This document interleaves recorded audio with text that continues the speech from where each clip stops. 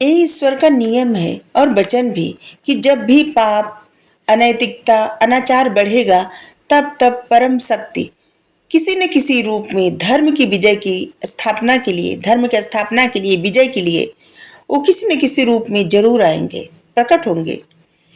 हजारों वर्ष पूर्व एक बार देवों और असुरों में युद्ध छिड़ गया। कई दिनों के घमासान युद्ध के बाद ऐसा लगने लगा जैसे असुर ही जीतेंगे। जीत असुर की ही होगी, जो कि बहुत शक्तिशाली भी थे और क्रूर, अनैतिक थे।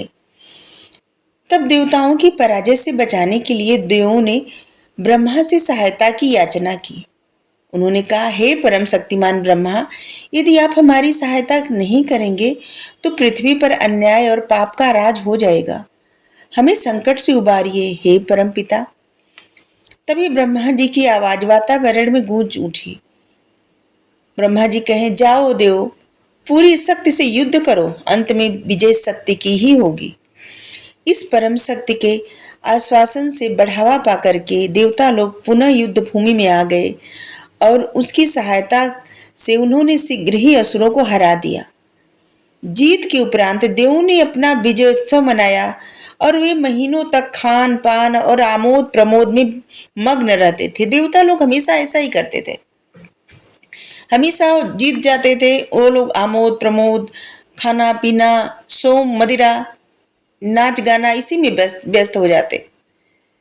और इसीलिए तो स्वर्ग, इसीलिए स्वर्ग स्वर्ग है, जहाँ पे ऐसी चीजें हैं कि जो सभी लोग चाहते हैं भौतिक जीवन में।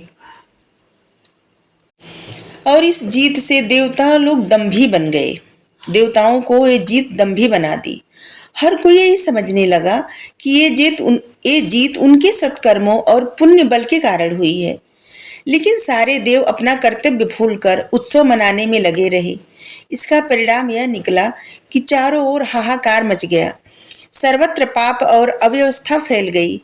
तब परम शक्ति ने फिर एक बार बीच में पड़ करके उन्हें सच्चाई की अनुभूति कराई। एक दिन जब देवता मौज मस्ती में डूबे हुए थे, एक बहुत बड़ा यक्ष उन्हें दिखाई दिया। उसे देखते ही इंद्र ने कहा, हे अग्निदेव, जाकर तो देखो ये कौन है और किस लिए आया है।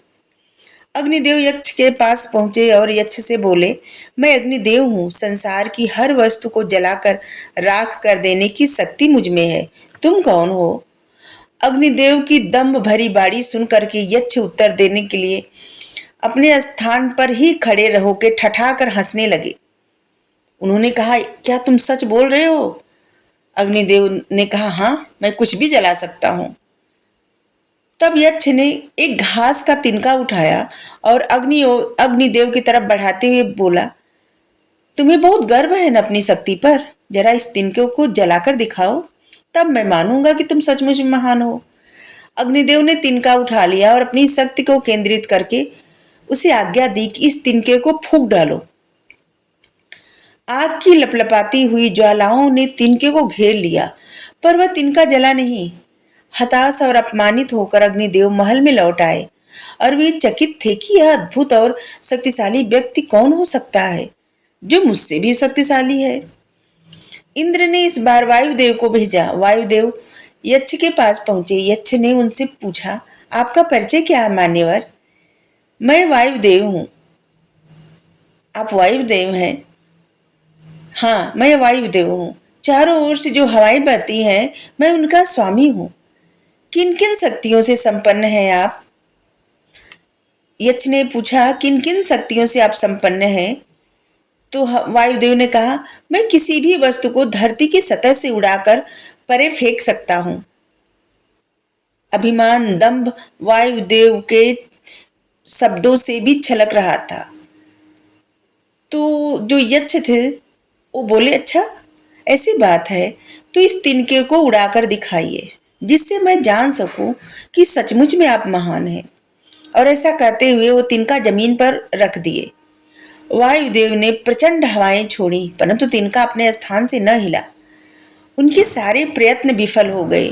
तो जिस प्रकार अग्निदेव थक कर और अपमानित होकर के अपने महल में लौट गए थे, उसी प्रकार वायुदेव भी थक कर अपमानित होकर अपने महल में लौट गए और लौटना पड़ा उनको।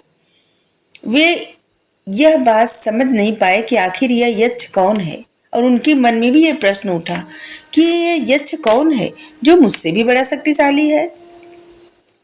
अंत में इंद्रदेव वहां पधारे, स्वयं आए। अचानक से यक्ष अदृश्य हो गया। इंद्र ने चारों ओर दृष्टि डाली, किंतु यक्ष का कहीं अता पता न था। फिर सहसा इंद्र को आत्मज्ञान की देवी उमा वहां से गुजरती हुई दिखाई दी। इंद्र बहुत जल्दी से उमा के पास पहुंचे और पूछा, अभी अभी यहाँ एक तेजस्वी देदीप्यमान यक्ष खड़ा था, क्या आपने उसे देखा कहीं? कहाँ चला गया वह? कौन था वो? उमा ने उन्हें तब समझाया, हे इंद्र, देवताओं के स्वामी होते हुए भी तुम उसे नहीं पहचान पाए, यह तो बहुत लज्जा की बात है। वायुदेव और अग्निदेव से अधिक शक्तिशाली कौन हो सकता है? तनिक विचार तो करो देवराज। तब इंद्रदेव बहुत उनको मतलब खिसिया गए, कैसे कहा जाए, मतलब उनका मुंह खुला खुला रह गया और वो परम शक्तिमान ब्रह्मा को नहीं पहचान पाए। इस बात का उनको दुख होने लगा। तब ब्रह्मा जी ने कहा, धन्य हो इंद्र, देर से ही सही, पर तुमने मुझे पहचाना तो। तब वो प्रकट होके कहे कि तुम देवताओं की बुद्धि ठिकाने पर आ जाए, बहुत मना लिया अपनी जीत का आनंद, अब विश्व के पालन और कार्यों में जुट जाओ। परम शक्ति ने एक बार फिर से हस्तक्षेप करके धर्म की स्थापना कर दी। छोटी सी खुशी मिले, छोटी सी जीत मिले, जब इंसान हो या देवता अगर दंभी बन जाते हैं ना, तब उसी कारण उनके जीवन में तमाम कष्ट होता है। और ऐसा इंद्र के साथ बहुत बार हुआ, जबकि वो देवताओं के राजा। छोटी सी अगर उनको खुशी मिल जाती थी, जीत जाते थे, तो हमेशा दंभी बन जाते थे। और ऐसे अनेक उदाहरण है। Thank you. राधे राधे।